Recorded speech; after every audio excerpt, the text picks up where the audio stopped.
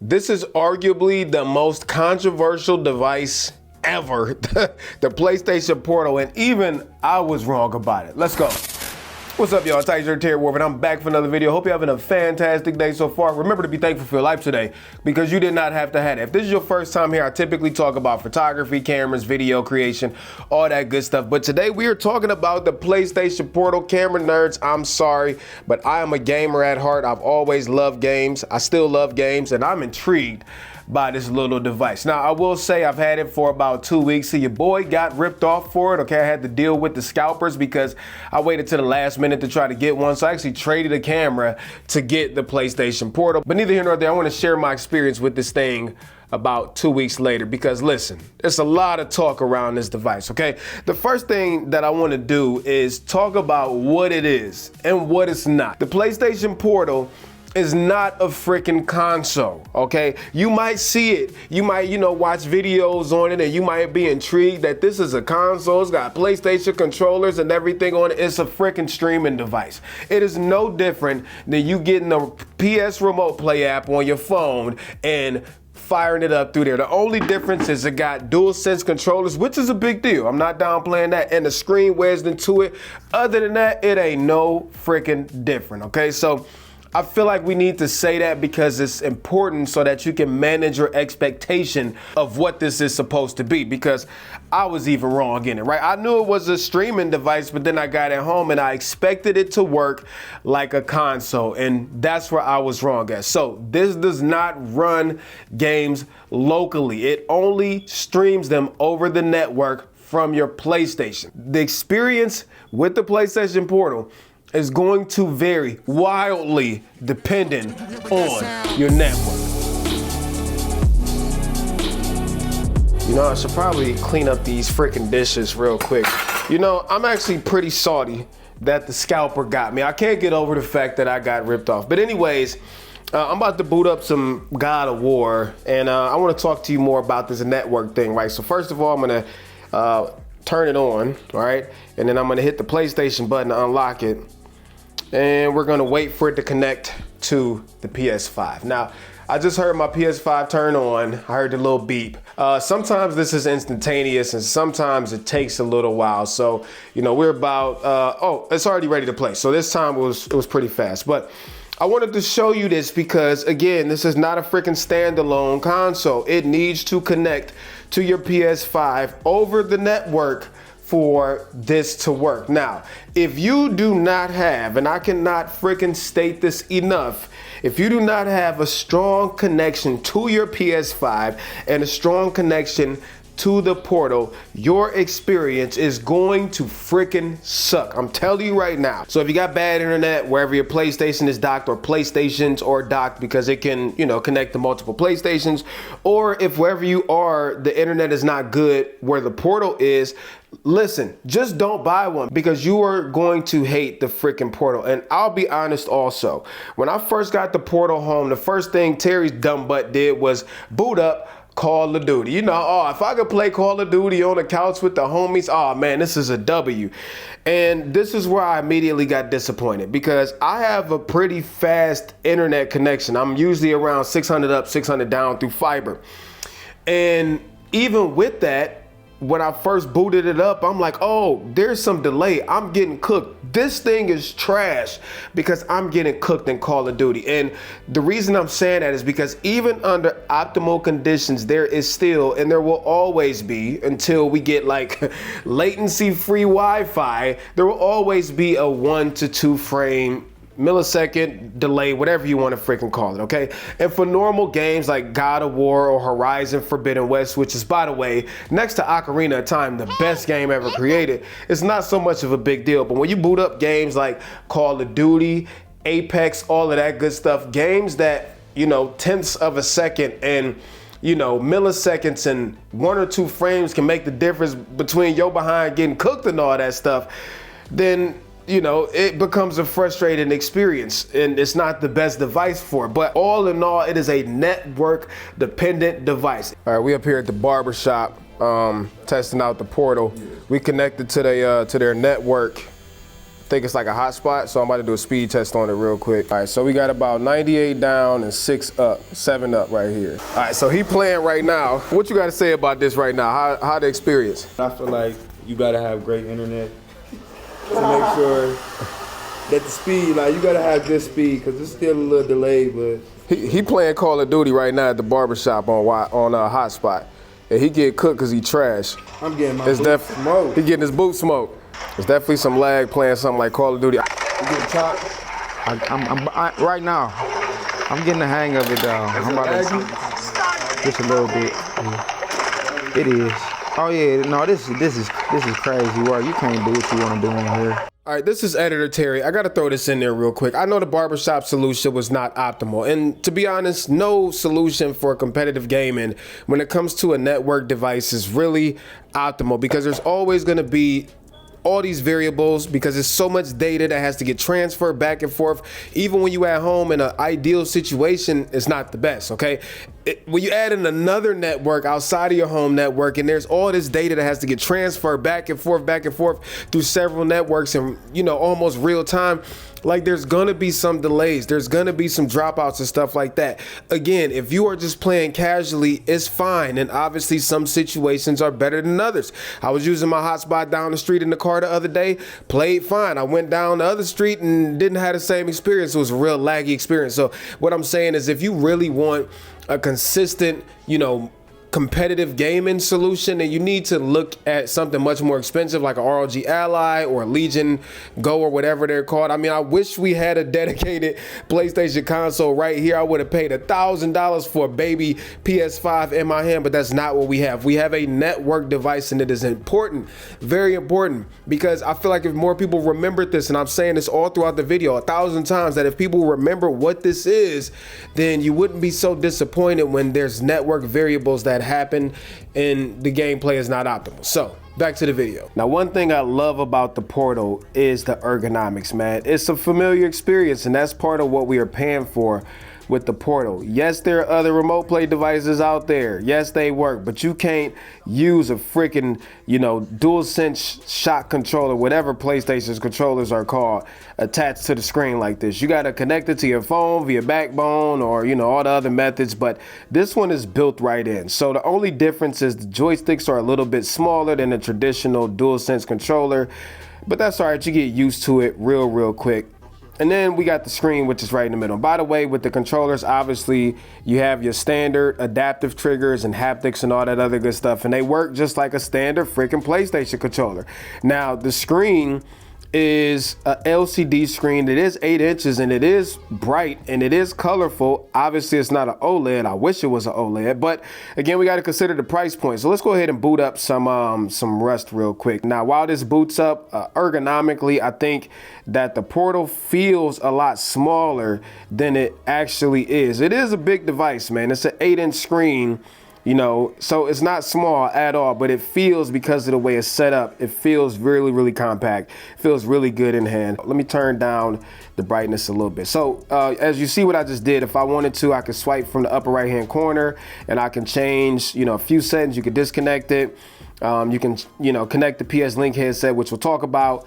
You can adjust the brightness, put it in airplane mode, and then your settings. So it's very limited, man, when it comes to the menu. But let's go ahead and get cooked, okay? Matter of fact, I'm about to just run around with the nightstick and try to get some nightstick kills. Oh, I see somebody. Please, come here, boy. Got him. So it's not instantaneous. And again, I'm right next to the router on a strong connection. So it's not bad, but when it comes to you getting cooked, one frame or having worse latency than somebody else can get you chopped up in this game. All right, so I was able to get a decent kill right there. Come here, you want some too? Come here, boy. Yeah, all right. Yeah, come here. You too, come here. It's not, oh, mosquito drone that early. Let's go. You have to determine if you're willing to play like this. If you're super competitive and really into your KD, then you probably won't want to play games like Apex or COD on the Portal. But if you just want to play casually and have some fun on a strong internet connection, then the little delay shouldn't bother you that much. Also, with the resolution on a strong connection, it looks great, especially when we boot up games that really are graphics driven, like God of War or Horizon Forbidden West. I can't stop talking about that game because it's so amazing, but the graphics look great. The only problem is on a weaker connection, the Portal will obviously scale your resolution back. So if you got a weak connection, it's gonna look trash. It's gonna look like Minecraft. I know I shouldn't do this in the middle of a game, but I'm gonna leave match, okay? And I wanna switch games, all right? I'm gonna switch over to God of War, just to give you an idea of how different it is playing a game that doesn't really depend on your latency that much. Now, while we play this game, I wanna bring up a good point. A really good point. I did not think about finishing God of War because I was always trapped at my studio in the basement anytime I wanted to play it. So because I'm on this, wave where I'm trying to be a better father and spend more time with my kids, I don't want to be trapped in the basement all day. So being able to clear out my backlog of PlayStation games that I otherwise wouldn't finish, playing them on my couch, this is where the honest W from the Portal is, and we'll talk about this more in a little while. But as you see, a game that's not so dependent on, input speed and all that other good stuff, this is totally manageable. Totally manageable. It looks great. The graphics look amazing. The little tiny delay that there is almost imperceptible. Almost. I mean, you can see it, but it's not terrible. It's really not terrible. It's very playable, and honestly, it looks way worse on camera than it is actually playing God of War. So there we are. Ergonomics, the screen is great, gameplay is great on a strong connection, but there's more to talk about. All right, so two other things about the Portal that I really want to talk about. First of all, the speakers are actually decent.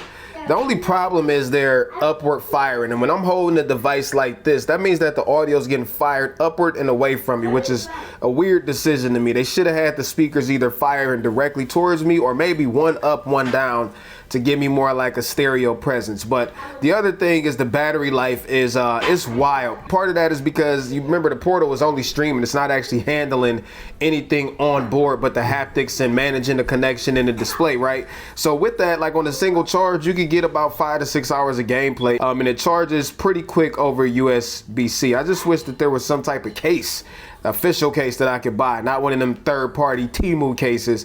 They need to come out with a case that we can get, okay? Right now, I'm playing some Horizon Forbidden West. And by the way, like I said earlier in the video, next to Ocarina of Time, this is the best game ever made. But I got a few gripes with the Portal. I'm not gonna lie. It's not a perfect device. The first thing, I feel like it is overpriced. And I know a lot of y'all gonna be like, oh, but $200 is not really overpriced because the DualSense controller costs 80 bucks. And then, you're getting a whole DualSense with a screen in the middle of it and all that good stuff. I understand all that.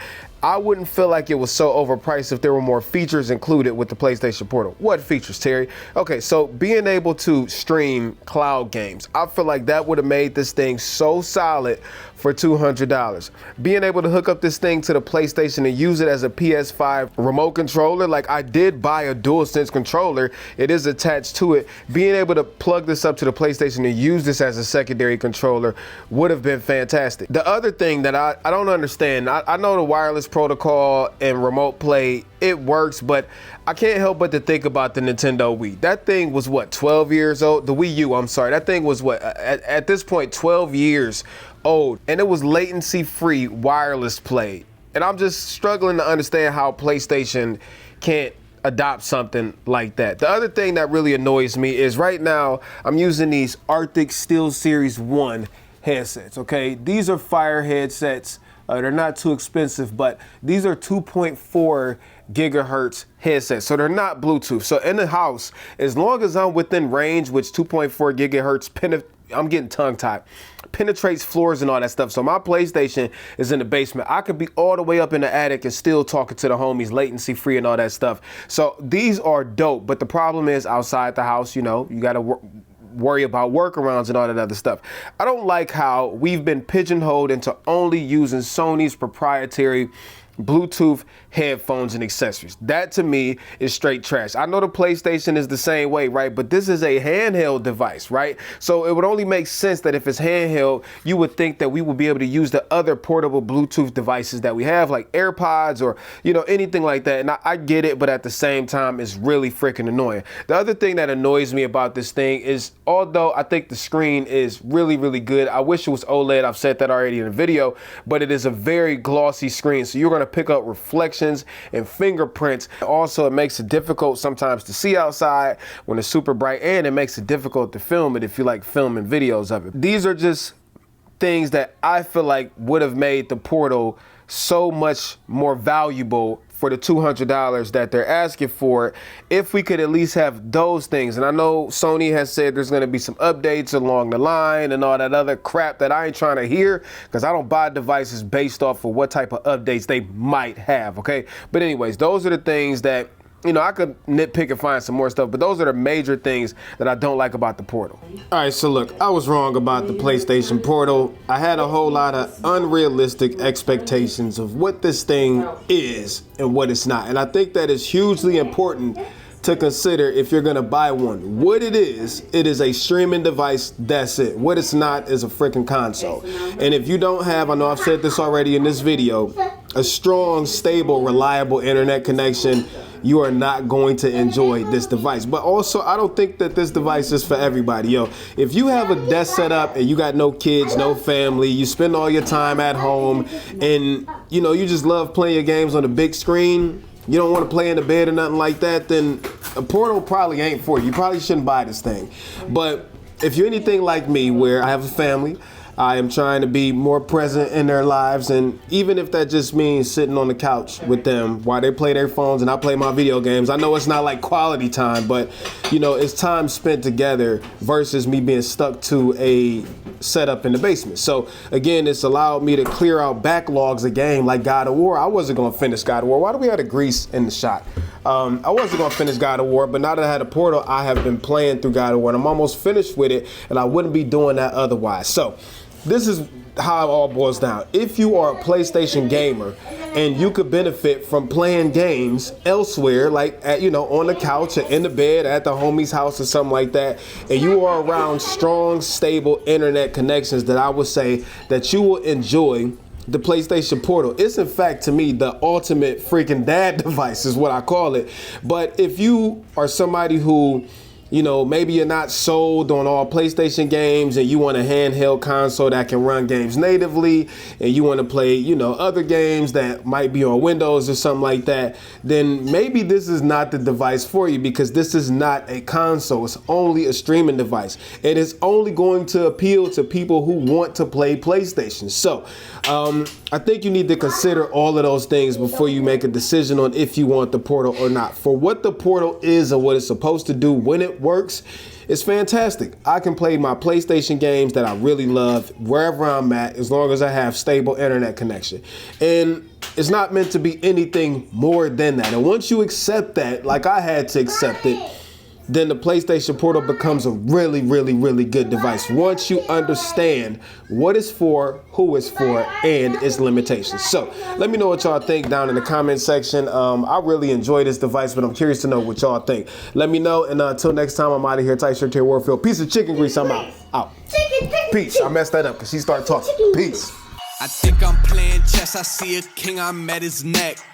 I'm 3 steps ahead of every move, now that's a check. Yes, they wanna know my secret, it's because I never slept. All my nightmares of me at 40, life's a wreck. See my dad, he in debt, and my mom, she upset. That's way back when 4